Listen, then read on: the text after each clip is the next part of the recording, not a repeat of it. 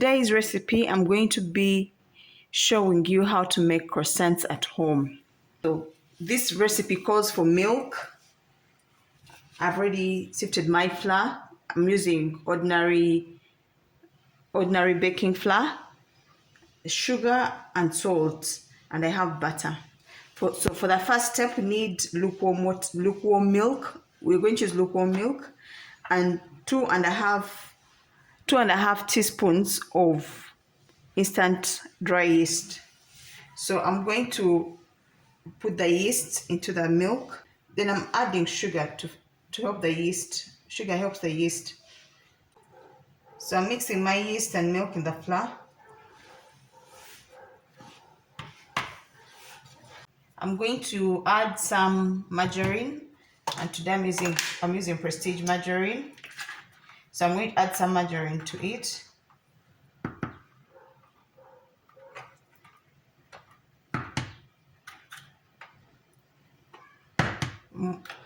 It's about 3 tablespoons because I'm using a teaspoon, so I'm measuring big portions. So it's about 3 tablespoons of margarine that I've added into the flour. So I'm going to start kneading everything together to make a dough. Now, if you're making plain bread, this is all you need to knead your dough and let it rest and rise. Knead your dough, let it rise, and then shape it and bake.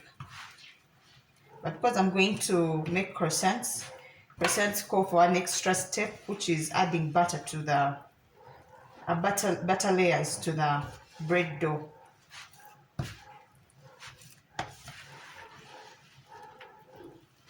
Sticky.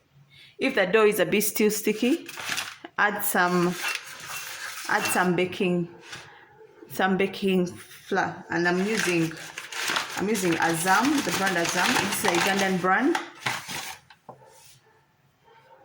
Just to knead the dough for it not to stick. Then I'll let it rest.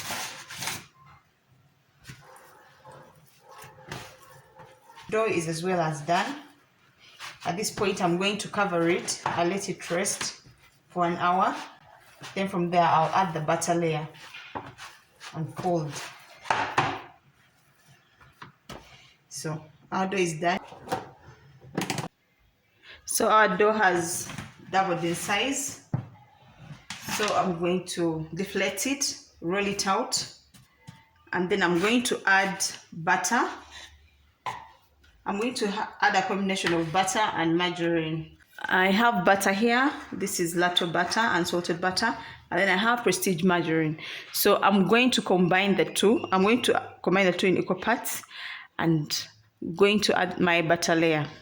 So since I had used 3 cups of flour, I'm going to use 1 cup of butter and margarine. I have mixed my butter and margarine together in 1 cup to make a cup. So I'm going to roll out my dough and make my first fold. I'm going to dust my surface.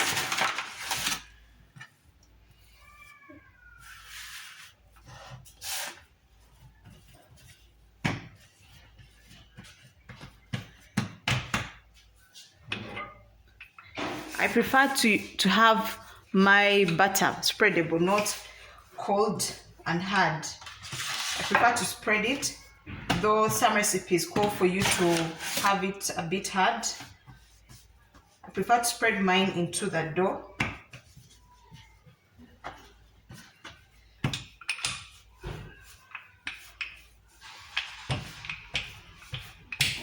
So really, this dough as it is, if you shape it, you can make bread, you can make your buns.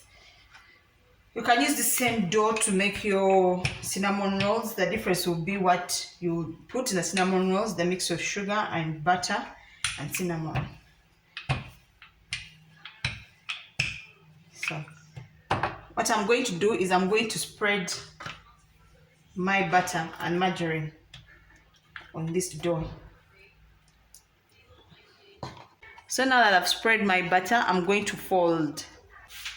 I'm going to do the folds. fold my dough to an envelope like this.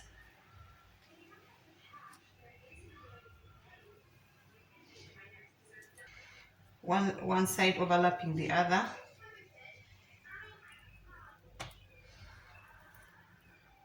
So this is my first fold. It's now really a repetition of folds.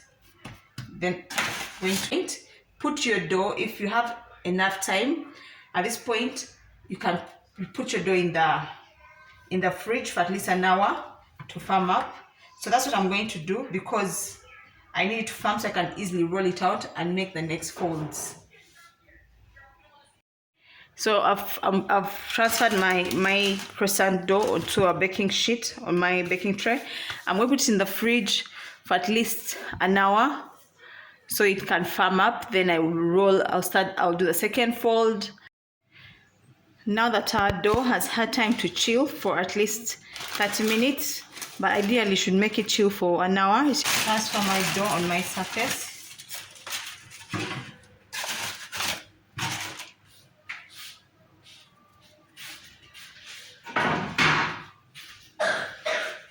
Flour my dough and flour my surface. So I'm going to make the next fold. The next fold is the same thing I did, just the opposite direction. So you can see these bubbles, tiny bubbles, and the butter is a bit hard in there. That's okay. So I'm going to make my next fold. Really the same thing I did, but a different direction. So this one. So this is my second fold. Ideally you're supposed to make 4 folds. So these are now 2 folds. At this point you can put it back in the fridge, but because I don't have enough time to wait, I'm going to make the 3rd fold now and then chill it, then we'll make the 4th fold later. So I'm going to do my 4th fold. So it burst the other side, so let me turn it around. I see that it burst on this side. I'm going to fold this side which has burst. That normally happens as you're working the dough, as you're stretching the dough. That shouldn't alarm you. Just continue and fold. So I've done my 3rd fold. So I'm going to put it back in the fridge for another hour or 30 minutes. And then do the 4th fold, then prepare the croissant for baking. Another 30 minutes are down, so I'm going to make my 4th fold. I'm going to dust my surface. So I'm going to make my fold. This is my last fold. After this, now that the dough is finally out of the fridge, I'm going to now roll it out and cut out my croissants and then leave at room temperature or in a warm place to prove. I have finally rolled it to 1 inch thickness. After this, I'm going to shape my croissants. I'm going to divide my dough into half, then cut out my desired number of croissants. I managed to cut out 14 pieces of croissants, and then I have these extras. So I'm going to now shape and roll them.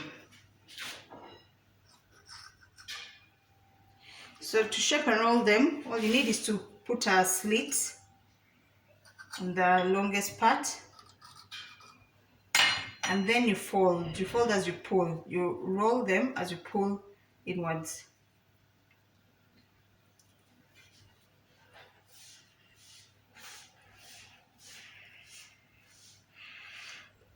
So this is the first croissant. So I'm going to roll the next.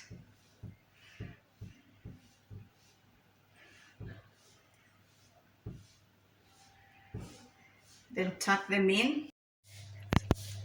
So I've finished shaping my croissants and put them on the baking tray. So I'm going to cover them with cling foil so they can proof. So I've covered them with cling foil, and I'm going to leave them to proof for at least an hour. So my croissants are done proving.